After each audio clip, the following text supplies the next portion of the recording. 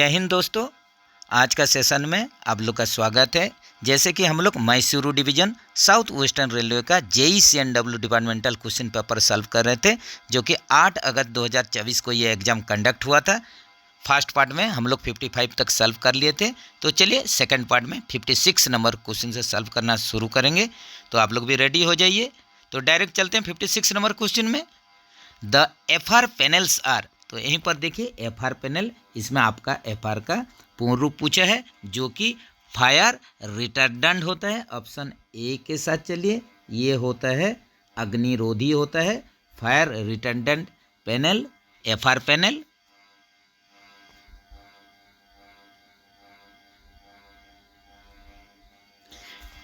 The NRV provided for, यहीं पर देखिए NRV LHB कोचेस में क्या चीज़ के लिए प्रोवाइड किया जाता है, इसका प्रावधान किया जाता है, दिया जाता है। जैसे कि आप लोग जानते हैं कि हम लोग का जैसे कि एयर ब्रेक सिस्टम में NRV हमेशा ये FP लाइन के साथ कनेक्ट रहता है NRV, और इसका काम क्या होता है कि ये वन साइडेड एयर को फ्लो करने देता है FP to air feed pipe से एयर तक, लेकिन इसको बैक फ्लो एयर से FP तक आता नहीं है। यही होता है NRV का काम। तो यहीं पर जैसे कि क्वेश्चन में ऑप्शन बहुत ही छोटा दिया गया है, फिर भी इसको एक्सप्लेन करने का कोशिश कर रहे हैं कि आप लोग का NRV जो LHB का एयर ब्रेक सिस्टम में क्यों प्रोवाइड किया जाता है। तो जैसे कि यहीं पर आप लोग का ऑप्शन छोटा ही है, लेकिन आप लोग देखिए कि इसका मेन आप लोग का जो काम होता है to protect 125 litre reservoir to drain, ये हो जाएगा। ये क्या करता है to protect 125 litre reservoir to drain, ये 125 लीटर रिजर्वर जो कि ब्रेकिंग सिस्टम में यूज होता है, इसको ड्रेन होने से ये प्रोटेक्ट करता है। ऑप्शन ए के साथ चलिए, जो कि दिखाई नहीं दे रहा है, लेकिन इसका सही आंसर यही हो जाएगा। The air damper will be defective if, यहीं पर देखिए एयर डैम्पर डिफेक्टिव हो जाएगा, ख़राब हो जाएगा। तो इसका रीज़न क्या हो सकता है। तो यहीं पर आप लोग का जैसे कि ऑप्शन एक एक करके रीड करके बता रहे हैं। आई होल बूस क्रैक्ड बैडली, यहीं पर देखिए आई होल बूस क्रैक्ड बैडली, अगर बुरी तरीके से आप लोग का अगर आई होल बूस क्रैक हो गया है, डैमेज्ड हो गया है, यही कंडीशन में आप लोग का एयर डैम्पर डिफेक्टिव होगा। एकदम सही है। एनी बोल्ट इज मिसिंग और ब्रोकन, अगर इसमें आप लोग का एयर डैम्पर का कनेक्शन में कोई भी बोल्ट मिसिंग है या ब्रोकन है, ये कंडीशन में भी एयर डैम्पर डिफेक्टिव होगा। नेक्स्ट, डैम्पर होल बैडली और फिजिकली डैमेज्ड, अगर डैम्पर का जो होल है ये अगर आप लोग का बुरी तरीके से या बहुत ही डैमेज हो गया या फिजिकली डैमेज हो गया, ये कंडीशन में भी यह डैम्पर डिफेक्टिव हो सकता है। तो ये ऑल ऑफ दीज हो जाएगा, ऑल ऑफ द अबव हो जाएगा। Checking the functionality of brake equipment and hand brake equipment in, तो यहीं पर आप लोग का LHB कोचेस में क्या चेक करेंगे, ब्रेक इक्विपमेंट चेक करेंगे और हैंड ब्रेक इक्विपमेंट भी चेक करेंगे। कौन कौन सा शेड्यूल में ये चेक करेंगे, यहीं पर यही क्वेश्चन है। तो इसके लिए आप लोग का जब भी आप लोग ब्रेक इक्विपमेंट और हैंड ब्रेक इक्विपमेंट चेक करेंगे, इसके लिए जो शेड्यूल रहेगा ये क्या हो जाएगा आप लोग का, ये D1 D2 D3 टोटल हर शेड्यूल में आप लोग को करना है। ऑप्शन सी के साथ चलिए।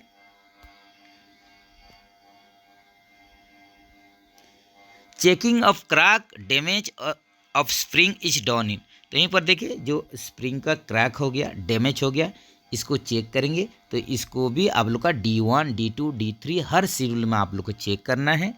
ऑप्शन सी के साथ चलिए। Checking of thread diameter and wear of wheel profile is done in, तो यहीं पर देखिए आप लोग का थ्रेड का डायमीटर चेक करेंगे, इसके साथ साथ ये आप लोग का जो वेयर चेक करेंगे व्हील प्रोफाइल गेज के माध्यम से। तो यहीं पर आप लोग का जो डायमीटर को चेक करना और वेयर ऑफ व्हील प्रोफाइल, अगर व्हील प्रोफाइल में कुछ गड़बड़ी है, कुछ अगर टूट फूट गया है तो इसको चेक करेंगे। इसके लिए कौन कौन सा शेड्यूल में इसको चेक करना है, तो इसको चेक करना है आप लोग का D2 और D3 शेड्यूल में चेक करना है, इसको D2 और D3 शेड्यूल में चेक करना है। ऑप्शन डी के साथ चलिए। व्हील ट्रेड का डायमीटर और व्हील प्रोफाइल में अगर कुछ गड़बड़ी है, कुछ टूट गया है, तो इसको हम लोग D2 और D3 शेड्यूल में इसको चेक करेंगे।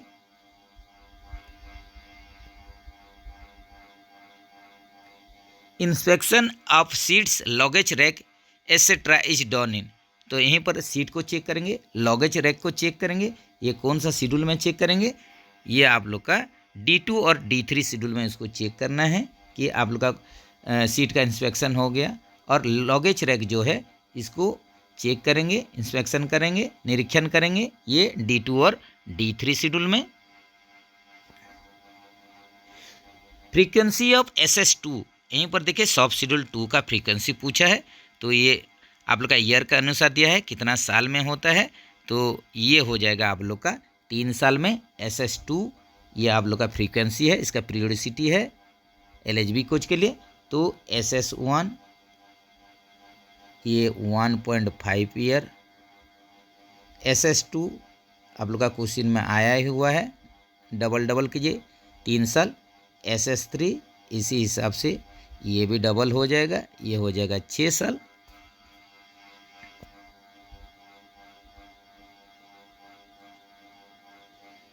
Which type of brake system external slack adjuster have been eliminated, तो किस प्रकार ब्रेक सिस्टम में जो एक्सटर्नल स्लैग एडजस्टर था उसको हटा दिया गया है?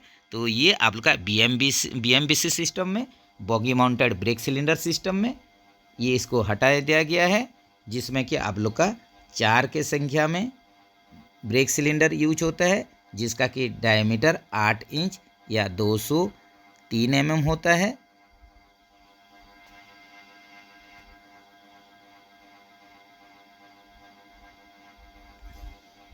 LHB coaches are provided with what type of bearing, LHB coaches में CTR भी यूज होता है। ऑप्शन सी के साथ चलिए। जैसे कि LHB कोच हो गया, वंदे भारत हो गया, और आप लोग का वागन स्टॉक हो गया, इसी में आप लोग का यूज होता है CTR भी।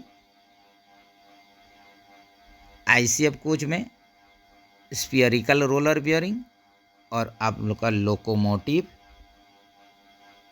और UIC बोगी में ये होता है सिलिंड्रिकल रोलर बियरिंग फिट होता है, इसको भी याद रखिए। Maximum service speed of Vande Bharat, तो यहीं पर देखिए मैक्सिमम सर्विस स्पीड पूछा है, मैक्सिमम सर्विस स्पीड पूछा है, इसी हिसाब से ये आप लोग का मैक्सिमम जो टेस्टेड स्पीड है, ये आप लोग का मैक्सिमम टेस्टेड स्पीड जो मैक्सिमम है, अगर मैक्सिमम स्पीड दिया होता तो ये आप लोग का 180 kmph होता, 180 kmph, लेकिन यहीं पर मैक्सिमम सर्विस स्पीड दिया है,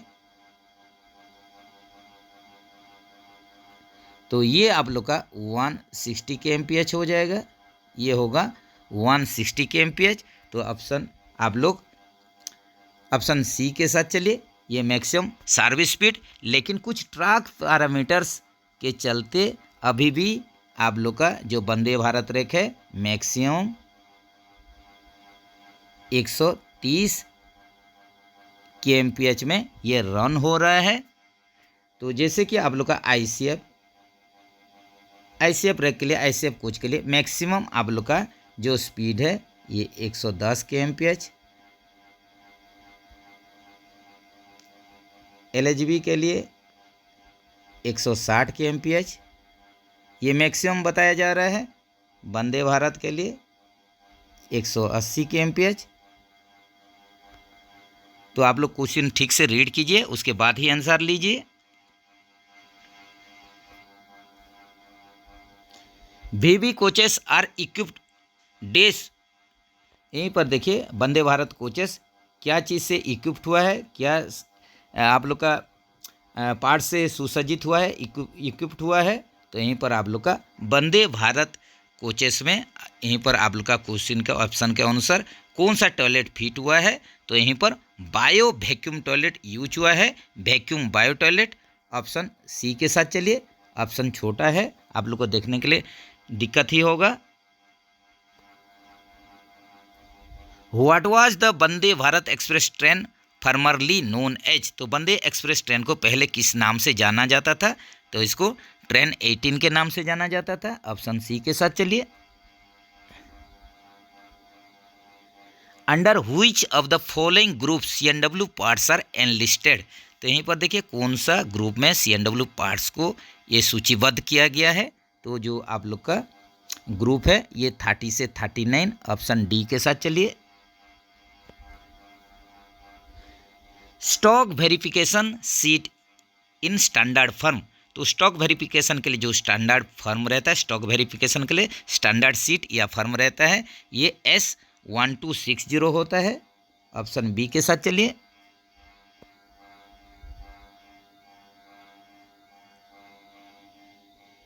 MNP आइटम्स आर वेरीफाइड इन, तो यहीं पर पीरियोडिसिटी पूछा है कि आप लोग का मशीनरी और प्लांट्स आइटम जो रहता है इसको वेरिफिकेशन सत्यापन करने का ये पीरियोडिसिटी क्या होता है। तो MNP आइटम के लिए इसका वेरिफिकेशन के लिए जो आप लोग का इंटरवल होता है, ये इंटरवल आप लोग का हो जाएगा वंस इन 3 ईयर्स, 3 साल में एक बार इसका वेरिफिकेशन होता है। ऑप्शन सी के साथ चलिए। सरप्लस आइटम्स आर, तो यहीं पर सरप्लस आइटम किसको बोलेंगे, सरप्लस आइटम यहीं पर किसको बोलेंगे, यही क्वेश्चन है।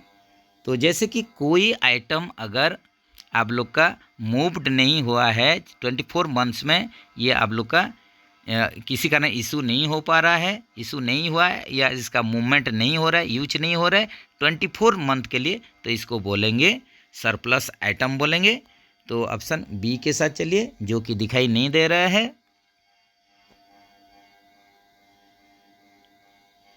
फुल फॉर्म ऑफ IMMS, तो यहीं पर देखिए IMMS का फुल फॉर्म पूछा है, जो कि integrated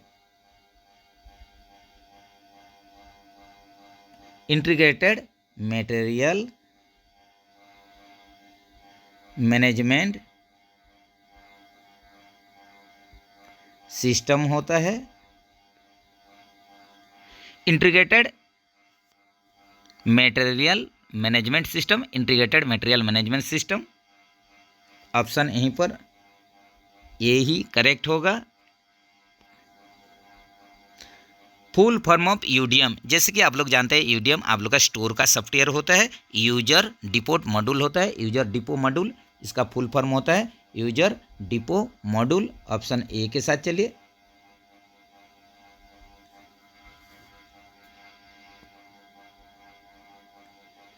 Where appointing authority are not available, who should be the treated as appointing authority, जहाँ नियुक्ति प्राधिकारी उपलब्ध नहीं होते हैं वहाँ किसे नियुक्ति प्राधिकारी के रूप से माना जाना चाहिए। तो यहीं पर अगर अपॉइंटिंग अथॉरिटी जो नियुक्ति प्राधिकारी अगर नहीं रहेंगे, यही केस में GM साहब को ही अपॉइंटिंग अथॉरिटी माना जाएगा, नियुक्ति प्राधिकारी माना जाएगा, जनरल मैनेजर। ऑप्शन सी के साथ चलिए। How many annexures are attached with major penalty charge memorandum, प्रमुख दंड प्रभार ज्ञापन के लिए साथ कितने अनुबंध संलग्न होते हैं। तो यहीं पर जो एनेक्जर अटैच्ड होगा मेजर पेनल्टी चार्जशीट के साथ, चार्ज मेमोरेंडम के साथ, ये 4 के संख्या में एनेक्जर इसमें अटैच्ड रहता है, एनेक्जर 1 2 3 4। तो यहीं पर आप लोग का ऑप्शन डी के साथ चलिए। A railway servant punished with stoppage of increment simultaneously its going promotion to the next grade. The penalty will be give effect to the, तो यहीं पर देखिए एक रेलवे जो सर्वेंट है कर्मचारी हैं, एक साथ वेतन वृद्धि रोकने से दंडित सेवक अलग से ग्रेड पे में पात्रित पा रहा है, जुर्माने का असर होगा। ये railway servant punished with stoppage of increment, तो एक रेलवे कर्मचारी आप लोग का दंड मिला है स्टॉपेज ऑफ इंक्रीमेंट, इसके साथ simultaneously is going promotion to the next grade, जो कि नेक्स्ट ग्रेड में प्रमोशन में जा रहा है, तो यही कंडीशन में penalty will be gift effect to the, तो यहीं पर जो पेनल्टी जो आप लोग का इफेक्ट होगा, यहीं पर आप लोग का ऑप्शन देख लीजिए। ऑप्शन तो एकदम दिखाई नहीं दे रहा है, फिर भी उसको बताने का कोशिश किया जा रहा है। Promotion of the grade for same period, तो यहीं पर देखिए जो आप लोग का promotion of the grade for same period के लिए होगा, तो ऑप्शन ए के साथ चलिए। समान अवधि के लिए दंड में, यहीं पर ऑप्शन ठीक से दिखाई नहीं दे रहा, इसका आप लोग का आंसर हो जाएगा promotion of the grade for same period, option A के साथ चलिए।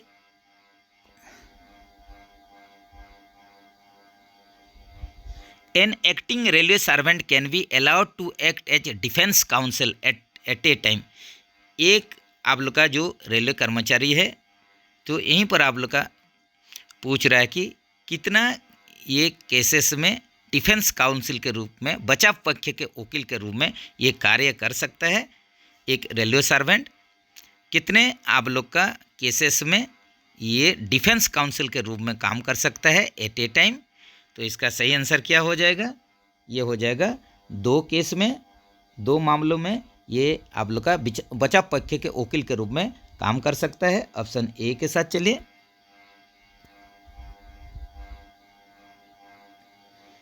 Which of the following deduction is prohibited from subsistence allowance, तो यहीं पर देखिए किस प्रकार का डिडक्शन को यहीं पर आप लोग का निषिद्ध है, मना किया गया है सब्सिस्टेंस अलाउंस से ये काटने के लिए।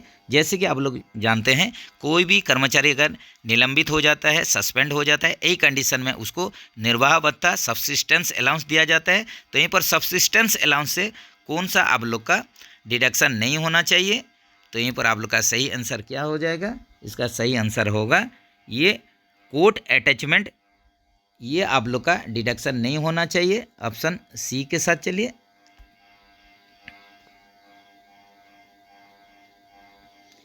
ए railway servant shall be deemed to have been placed under suspension if he has been put in police custody for a period of, तो जैसे कि जानते हैं कि आप लोग का कोई भी रेलवे कर्मचारी अगर कोई पुलिस कस्टडी में 48 घंटा से ज़्यादा रह जाता है, यही कंडीशन में SF2 डीम सस्पेंशन ये जारी कर दिया जाता है, तो ये आप लोग का एक्सीडिंग 48 आवर्स होगा, ऑप्शन बी के साथ चलिए।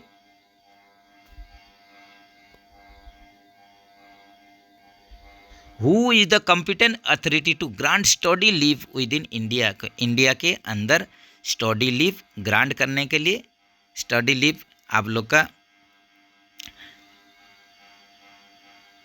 स्टडी लीव के लिए, अध्ययन अवकाश के लिए जो सैंक्शनिंग अथॉरिटी होंगे विद इन इंडिया पूछा है, तो इंडिया के अंदर जो आप लोग का सैंक्शनिंग अथॉरिटी होंगे स्टडी लीव के लिए, अध्ययन अवकाश के लिए, तो इसके बारे में भी थोड़ा देख लेते हैं। तो जैसे कि आप लोग का with in India,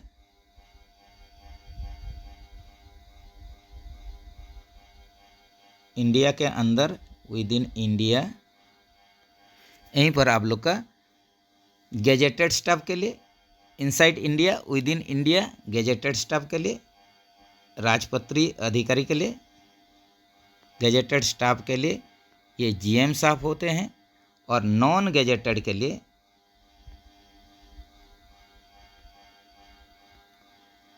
DRM, open line के लिए DRM और व्हाट्सएप के लिए CWM होते हैं।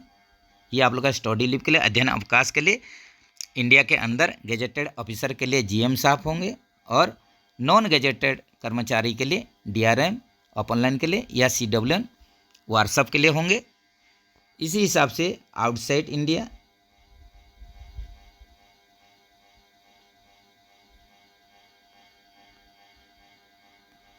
इंडिया के बाहर बोथ गैजेटेड नॉन गैजेटेड या नॉन गैजेटेड जो भी कर्मचारी रहेंगे, इसके लिए जो सैंक्शनिंग अथॉरिटी होंगे ये रेलवे बोर्ड हो जाएगा। तो यहीं पर देख लीजिए आप लोग का जो मिनिमम जो आप लोग का इसमें हो सकते हैं कि आप लोग का कॉम्पिटेंट अथॉरिटी, तो यहीं पर आप लोग का DRM CWM, ये आप लोग का नॉन गेजेटेड स्टाफ के लिए,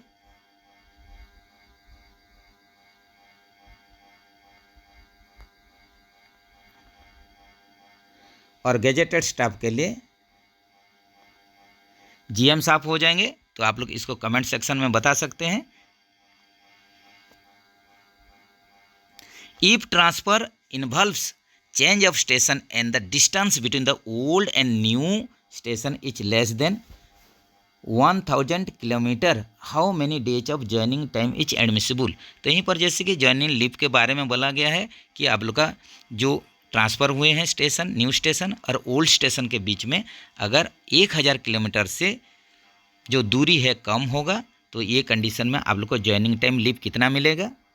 तो ये देख लीजिए, अगर 1000 किलोमीटर से कम है, यही कंडीशन में 10 डेज मिलेगा। अगर इसका भी कंडीशन है कि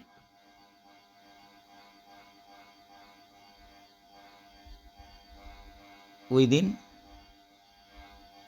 1000 किलोमीटर्स, ये होता है आप लोग का 10 days. Between 1000 kilometre to 2000 kilometre, 1000 से 2000 किलोमीटर्स होगा, 2000 किलोमीटर होगा, ये कंडीशन में 12 दिन दिया जाएगा। एबव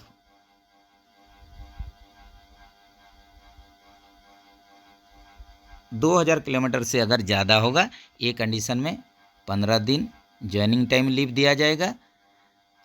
यही कंडीशन में अगर 2000 किलोमीटर से ऊपर हो रहा है और जो कर्मचारी अगर ER में सफ़र करते हैं, एरोप्लेन में ट्रैवल करते हैं, यही कंडीशन के लिए उनको 12 डेज दिया जाएगा।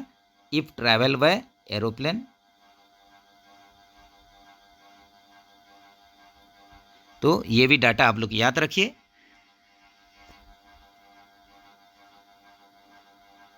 चलिए फ्रेंड्स, कुछ मैथ आप लोग का दिया गया है, जैसे कि बार बार बोलते हैं, आप लोग मैथ का प्रैक्टिस खुद कीजिए, फिर भी चलिए थोड़ा बता दे रहे हैं शॉर्टकट में।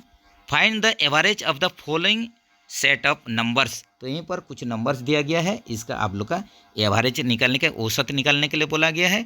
तो टोटल आप लोग जो दिया गया है 1 2 3 4 5 6 7 नंबर दिया गया है, तो इसमें टोटल इसको कर दीजिए पहले। तो टोटल करने से ये आप लोग का 3801 हो जाएगा, और ये आप लोग का टोटल जो संख्या है ये 7 नंबर है, तो 7 से डिवाइड कर दीजिए।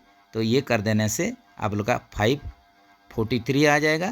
पहले टोटल ऐड कर दीजिए, इसके साथ आप लोग का 7 में डिवाइड कर दीजिए, तो ये करने से आपको 543, तो ये टोटल नंबर का यही औसत या एवरेज यही निकलेगा 543। ऑप्शन ए के साथ चलिए।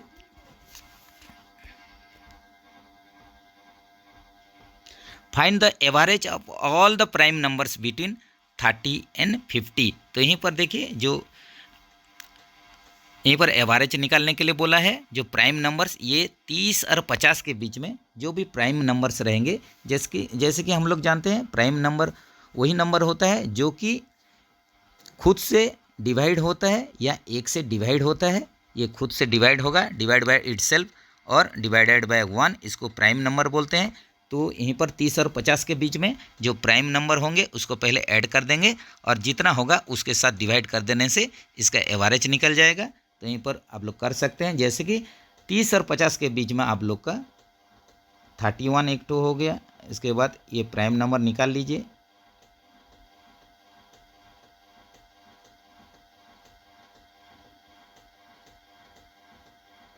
तो इसको प्लस कर देने से आप लोग का 199 हो जाएगा। 199 होगा, और टोटल जितना संख्या है उसके साथ डिवाइड कर दीजिए 199/5, तो ये आप लोग का 39.8 हो जाएगा average.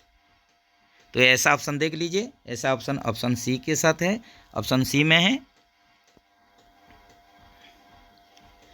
The average age of a man and his son is 40 years. The ratio of their ages is 11:5 respectively. What is the son's age? यहीं पर देखिए, आप लोग का बाप बेटे का जो टोटल आप लोग का एज बोला है 40 ईयर, 40 साल है। और इनका बीच में जो आप लोग का जो रेशो है, इनका बीच में जो अनुपात है उनका उम्र में वो 11:5 है। तो ये कंडीशन में आप लोग का सॉन्स का एज पूछा है, बेटा का उम्र कितना, पुत्र का उम्र पूछा है, तो यहीं पर निकाल सकते हैं। जैसे कि ये अगर average of two people, average of 2 people, ये दिया है 40 दिया है, तो टोटल एज ये हो जाएगा 40 × 2 80 हो जाएगा। इसी हिसाब से रेशो दे दिया है, पिता और पुत्र के बीच में जो रेशो दिया है ये दिया है 11:5 दिया है, 11:5 दे दिया है। तो यही कंडीशन में आप लोग का 11x + 5x कर दीजिए, जो कि ये 80 होगा। इसी अनुसार यहीं पर ये हो जाएगा 16x = 8 हो जाएगा। इससे आप लोग निकाल लीजिए x का वैल्यू यहीं पर हो जाएगा 80/5 हो जाएगा। सॉरी फ्रेंड्स, ये हो जाएगा आप लोग का 80/16 हो जाएगा, जो कि 5 निकलेगा x का वैल्यू। तो यहीं से ही आप लोग निकाल सकते हैं फादर का एज और सन का एज। तो यहीं पर जो फादर का एज होगा 11 × 5 55 ईयर्स, ये हो जाएगा पिता का उम्र। और सन का एज जो निकलेगा, सन एज ये हो जाएगा 5 × 5 25 ईयर्स। तो यहीं पर ऑप्शन देख लीजिए, यहीं पर आप लोग का सॉन्स एज पूछा है, बेटे की उम्र पूछा है, जो कि 25 ईयर्स होगा। ऑप्शन ए के साथ चलिए। तो यहीं पर देख लीजिए, फिर से आप लोग का मैथ दिया हुआ है। A and B undertake to do a piece of work for Rs 600. A alone can do it in 6 days, while B alone can do it in 8 days. With the help of C, they finish in 3 days. Find the share of each. तो यहीं पर देखिए A और B को एक काम करने के लिए 600 रुपये लेने पड़ते हैं। A अकेले इसे 6 दिन में कर सकता है, जबकि B अकेले इसको यहीं पर देखिए 8 दिन में कर सकता है। C की सहायता से वे इसे 3 दिन में समाप्त कर देते हैं। प्रत्येक का हिस्सा कितना होगा, तो ये लंबा ही थोड़ा मैथ होगा, इसको आप लोग आराम से करने का कोशिश कीजिए। तो यहीं पर आप लोग का इसको अगर आप लोग निकालेंगे तो ये आसानी से आप लोग का निकलेगा। तो इसके लिए थोड़ा टाइम होगा। जैसे कि आप लोग मैथ का क्वेश्चन हम लोग अगर इसको सॉल्व करेंगे तो जैसे ही लेंथी प्रोसेस होगा, तो इसका आप लोग का आंसर बताया दिया जा रहा है, इसको आप लोग आराम से कीजिए। तो जैसे कि इसका आंसर यहीं पर हो जाएगा कि टोटल आप लोग का जो इनके बीच में जो हिस्सा रहेगा, ये हिस्सा आप लोग का ए, बी और सी का निकालना पड़ेगा। तो यहीं पर ए का निकालेंगे कि ए का हिस्सा आप लोग का 300 रुपया होगा, बी का 225 हो जाएगा और सी का यहीं पर 75 होगा, 75 रुपीज़। तो यहीं पर आप लोग का एक ही ऐसा ऑप्शन दिख रहा है जो कि ऑप्शन ए में है, लेकिन यहीं पर जो क्वेश्चन आप लोग का दिया था प्रत्येक का हिस्सा यहीं पर निकालने के लिए बोला था, लेकिन आप लोग का 75 ये सी का ही हिस्सा दिया हुआ है। इसको आप लोग बढ़िया से सॉल्व कीजिए। Find the simple interest of 3000 at 6.14% per annum for the period of 4th February 2009 to 8th April 2009। तो यहीं पर 4 फरवरी 2009 से 18 अप्रैल 2009 की अवधि के लिए 3000 रुपये पर 6.14% प्रति वर्ष की दर से साधारण ब्याज क्या होगा। तो जैसे कि ये आप लोग का फॉर्मूला होता है कि I = PRT/100, इसी में ये निकलेगा I = PRT/100। इसको आप लोग यही फार्मूला में सॉल्व कर सकते हैं। तो यहीं पर आप लोग का टाइम निकाल लीजिए, जैसे टाइम पीरियड दिया है उसी हिसाब से इसको निकालना पड़ेगा। तो ये आप लोग का फरवरी महीने में देखिए, फरवरी ये कितना दिन हो रहा है, जैसे कि 4 फरवरी 2009 से पूछा है, तो यहीं पर फरवरी में 24 डेज। इसी हिसाब से मार्च में, मार्च का पूरा चलेगा तो मार्च का 31 डेज। इसी हिसाब से अप्रैल का 18 अप्रैल तक पूछा था, इसमें 18 डेज हो जाएगा। तो टोटल को आप लोग कर देंगे तो एक कंडीशन में ये 73 डेज होगा, जो कि इसको 73 डेज को अगर कन्वर्ट कर देंगे साल में तो ये 73/365 डिवाइड कर दीजिए, जो कि ये आप लोग का 1/5 ईयर हो जाएगा। तो इसमें आप लोग का रेट ऑफ इंटरेस्ट ये आप लोग का आर दे दिया है, आर 1/4% दिया है, जो कि 25/4% हो जाएगा। तो ये कंडीशन में आप लोग को इंटरेस्ट आई निकालना है। तो यहीं पर प्रिंसिपल, रेट ऑफ इंटरेस्ट और टाइम ऑलरेडी आप लोग को मिल गया है। इसको डिवाइड कर दीजिए 100 से। तो इसको अगर कर देंगे तो यहीं पर आप लोग का इंटरेस्ट जो होगा इसको सॉल्व कर दीजिए। प्रिंसिपल दिया हुआ है, यहीं पर 3000 रुपया दिया हुआ है। इसके बाद आप लोग का जो रेट ऑफ इंटरेस्ट हो गया 25/4%, और आप लोग का जो टाइम दिया गया है यहीं पर आप लोग का आई इक्वल टू निकालेंगे तो इंटरेस्ट निकालेंगे 3000, प्रिंसिपल हो गया, यहीं पर 25/4 हो गया rate of interest, into time हो गया आप लोग का 1.5 ईयर। इसको डिवाइड कर दीजिए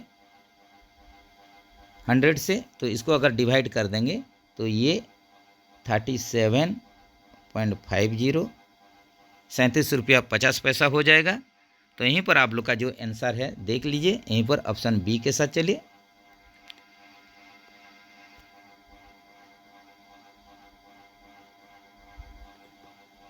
A can run 1 kilometer in 3 minutes 10 seconds and B can cover the same distance in 3 minutes 20 seconds. By which distance can A beat B? तो यहीं पर देखिए आप लोग का जो क्वेश्चन है कि A can run 1 kilometer in 3 minutes 10 seconds, एक आप लोग का जो कवर करेगा 1 किलोमीटर को 3 मिनट 10 सेकंड में। इसी हिसाब से B सेम डिस्टेंस को कवर करेगा, जो कि 1 किलोमीटर को 3 मिनट 20 सेकंड में। तो यहीं पर क्वेश्चन है by what distance can A beat B. तो यहीं पर आप लोग का ए बी को कितनी दूरी से हरा सकता है।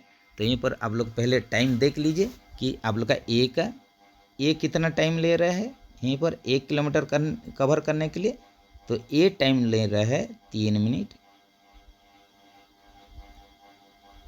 10 सेकंड। तो इसको आप लोग 190 सेकंड हो जाएगा। इसी हिसाब से बी का देख लीजिए, बी कितना कवर कर रहा है। तो बी कवर कर रहा है 3 मिनट 20 सेकंड। तो 3 मिनट 20 सेकंड, इसका मतलब आप लोग का 200 सेकंड। तो यहीं पर आप लोग का जो क्वेश्चन है कि इसके आंसर आप लोग का 200 सेकंड में बी कवर करेगा। देखिए तो यहीं पर आप लोग का जो डिफरेंस हो गया कि बी आप लोग का कितना टाइम एक्स्ट्रा ले रहा है। तो 10 सेकंड ये ज़्यादा ले रहा है, 10 सेकंड मोर देन ए, कि ए का तुलना से बी 10 सेकंड ये ज़्यादा ले रहा है। तो यहीं पर आप लोग का जो 200 सेकंड में बी कवर करता है 1000 किलोमीटर।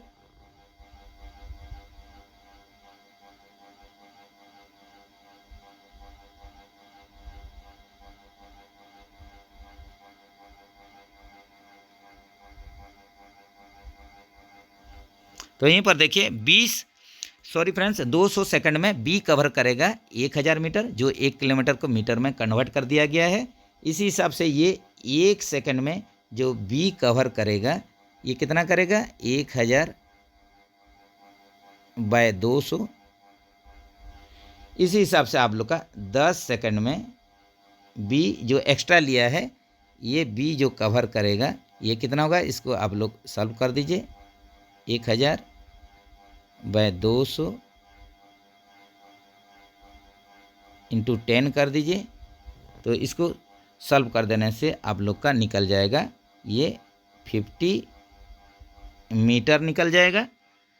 तो यहीं पर आप लोग का जो सही आंसर होगा कि ए बी को कितनी दूरी से हरा सकता है, तो ये 50 मीटर दूरी से हरा सकता है। ऑप्शन डी के साथ चलिए। तो जैसे कि बार बार हम बोलते हैं कि मैथ का क्वेश्चन आप लोग सॉल्व कीजिए, जैसे कि इसमें टाइम टेकिंग रहता है, तो इसमें आप लोग का वीडियो भी ज़्यादा लंबा हो जाएगा, तो आप लोग को भी अच्छा नहीं लगेगा। तो चलिए नेक्स्ट सॉल्व करने का कोशिश करते हैं। Overall width of I shape and R shape coach, तो यहीं पर देखिए आई शेप और आर शेप कोच का ओवरऑल विड्थ पूछा है, जो कि ये कितना हो जाएगा, विड्थ चौड़ाई ओवरऑल चौड़ाई ये कितना होगा, ये आप लोग का हो जाएगा 3245 मिलीमीटर हो जाएगा। ऑप्शन सी के साथ चलिए। सॉरी फ्रेंड्स, यहीं पर आई शेप आर शेप के लिए कुल चौड़ाई 3245 mm हो जाएगा। अगर यहीं पर आप लोग का LHB के लिए पूछा होता, ये अगर LHB कोच के लिए पूछा होता, तो ये 3240 mm इसका विड्थ हो जाता।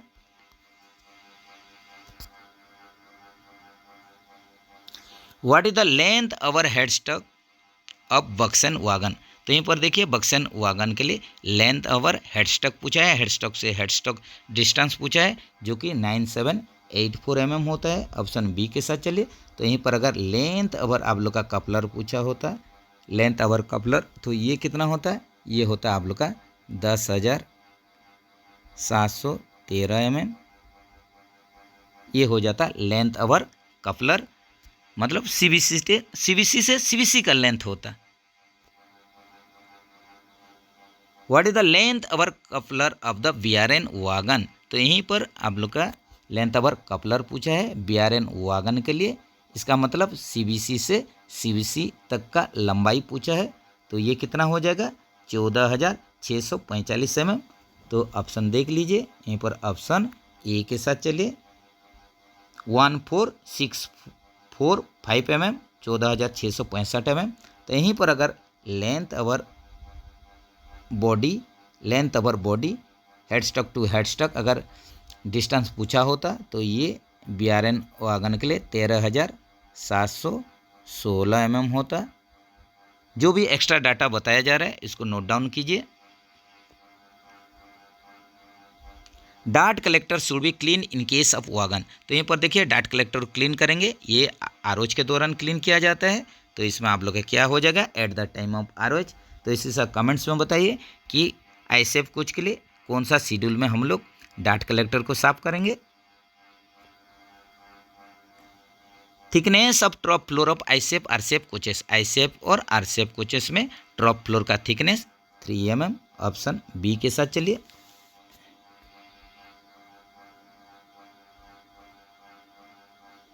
Length of anchor link is, यहीं पर देखिए एंकर लिंक का लेंथ पूछा है, जो कि 451 ± 1 mm होता है। ऑप्शन ए के साथ सी के साथ चलिए।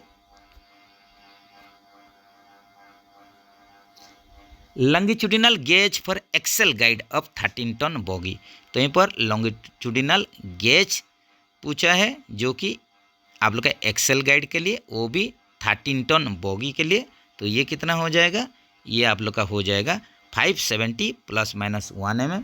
ये लॉन्गिट्यूडिनल गेज एक्सेल गाइड के लिए 13 टन बोगी के लिए।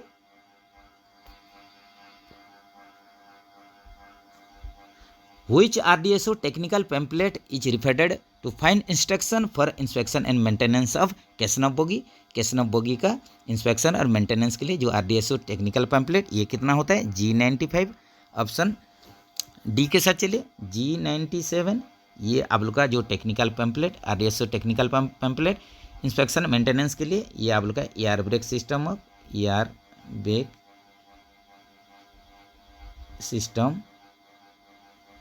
ऑफ फ्राइड स्टॉक,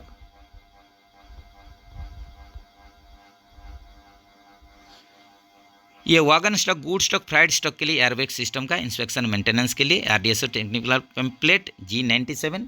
G86 ये किसके लिए है, ये BTPGLN के लिए है, BTPGLN ये liquefied petroleum gas tank wagon के लिए इंस्पेक्शन एंड मेंटेनेंस है, RDSO टेक्निकल पैम्पलेट G86। इस हिसाब से G90 ये BTPN के लिए है। ये आप लोग का बॉगी पेट्रोलियम टैंक वागन का इंस्पेक्शन और मेंटेनेंस के लिए जो RDSO technical pamphlet G90। What type of side bearers fitted in CASNUB 22 bogie? CASNUB 22 bogie में रोलर टाइप का ही साइड वियरर यूज किया जाता है। ऑप्शन बी के साथ चलिए।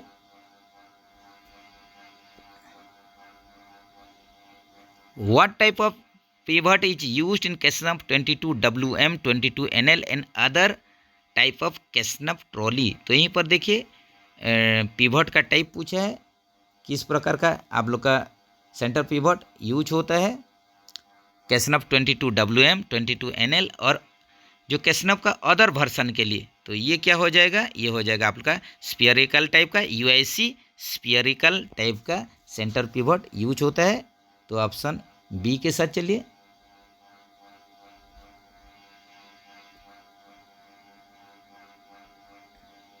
What is the dimension of new narrow jaw adapter bore seat to crown seat? यहाँ पर डायमेंशन पूछा है नैरोज एडेप्टर के लिए। ये आप लोग का बोर सीट से क्राउन सीट के बीच में जो डिस्टेंस डायमेंशन होगा ये कितना हो जाएगा? ये आप लोग का न्यू कंडीशन में तो ये आप लोग का हो जाएगा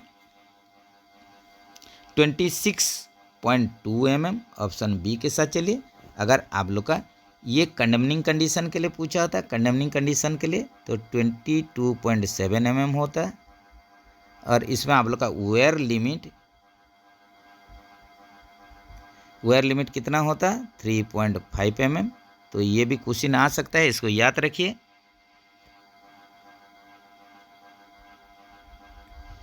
नेक्स्ट चलते हैं। Condemning limit of narrow jaw adapter bore seat to crown seat is? तो यहीं पर फिर से देखिए वही क्वेश्चन आप लोग का कंडमनिंग लिमिट पूछ लिया है, जो डायमेंशन रहेगा नैरो ज एडेप्टर के लिए bore seat to crown seat के बीच में। तो ये कितना हो जाएगा? यहीं पर ही बताया गया था। ये आप लोग का 22.7 mm हो जाएगा। ऑप्शन सी के साथ चलिए। नेक्स्ट चलते हैं फ्रेंड, राजभाषा से क्वेश्चन है। In which article of the Constitution of India the duty to promote the spread of the Hindi language assigned to the Union of India? भारतीय संविधान के किस अनुच्छेद में हिंदी भाषा का प्रसार को बढ़ावा देने के लिए कर्तव्य भारत संघ को सौंपा गया है? तो यहीं पर आप लोग का हिंदी का प्रसार के लिए कौन सा अनुच्छेद में ये लिखा गया है? तो इसके लिए जो आप लोग का आर्टिकल होगा ये क्या हो जाएगा? आर्टिकल 351। ऑप्शन डी के साथ चलिए।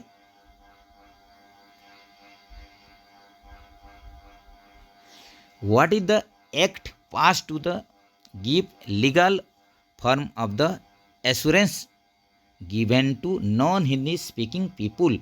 गैर हिंदी भाषी लोगों के लिए दिए गए आश्वासना को कानूनी रूप देने के लिए पारित अधिनियम क्या है? तो ये आप लोग का अधिनियम क्या हो जाएगा?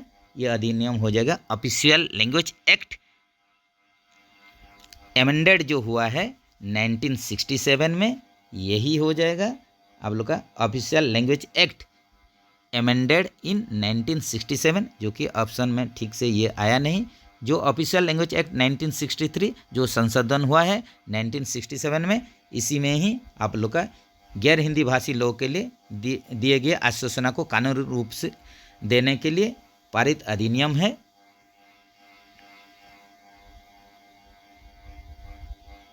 हिंदी नाटक प्रतियोगिता में अधिकतम कितने कलाकार भाग ले सकते हैं?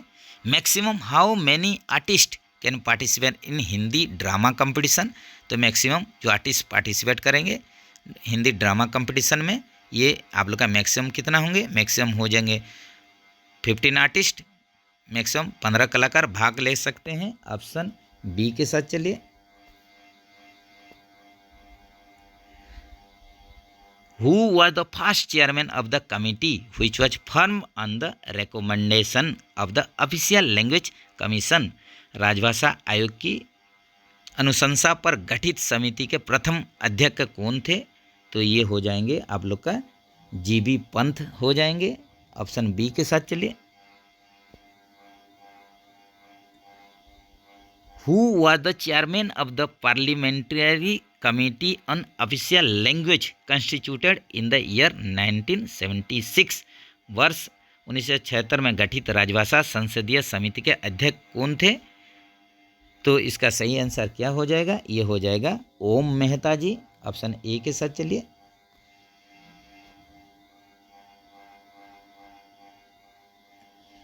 The state of Jharkhand comes under which reason?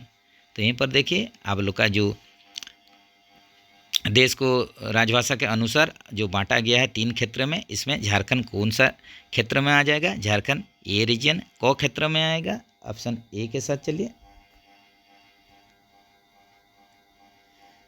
How many Hindi courses are prescribed for the central government employees? तो ये क्वेश्चन जो पहले आता था इसका आंसर 3 होता था, लेकिन अभी आप लोग का पारंगत को ऐड करने के बाद, जैसे कि प्रबोध, प्रवीण, प्रज्ञा और आप लोग का पारंगत, टोटल को मिला देने से 4 हो रहा है। तो अभी लेटेस्ट क्वेश्चन के अनुसार इसको आंसर 4 ही लीजिए, जो कि पहले 3 ही लेते थे। ऑप्शन डी के साथ चलिए। In which month regular Hindi examination are conducted? नियमित हिंदी परीक्षा किन किन महीनों में आयोजित किया जाता है? ये भी देखिए बार बार रिपीटेडली आ रहा है। तो ये आप लोग का जो रेगुलर हिंदी एग्जामिनेशन साल में 2 बार कंडक्ट किया जाता है। तो इसमें कौन सा महीना में होता है? यहीं पर यही क्वेश्चन है। तो ये मई और नवंबर में होता है, मई एंड नवंबर। ऑप्शन बी के साथ चलिए।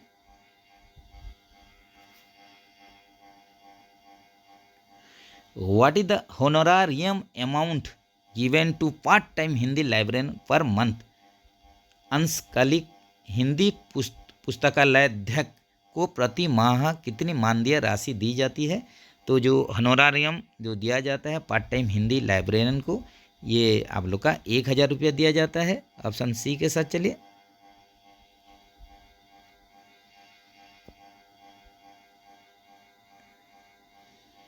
What is the cash award given under Kamlapati Tripathi Rajbhasha Swarna पदक अवार्ड? तो यहीं पर देखिए कमलापति त्रिपाठी राजभाषा स्वर्ण पदक जो पुरस्कार के अंतर्गत दिए जाने वाला नगद पुरस्कार राशि कितना होता है?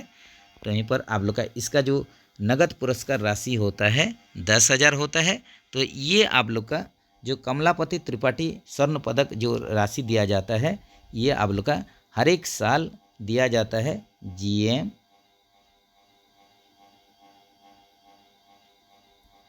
एंड एबव जो जनरल मैनेजर रहेंगे या उनसे ऊपर जो अधिकारी रहेंगे, GM एंड एबव ऑफिसर, इन लोग को हर एक साल 1 के संख्या में इसका जो आप लोग का पुरस्कार संख्या होता है 1 के संख्या में पुरस्कार दिया जाता है, जिसमें कि आप लोग को स्वर्ण पदक,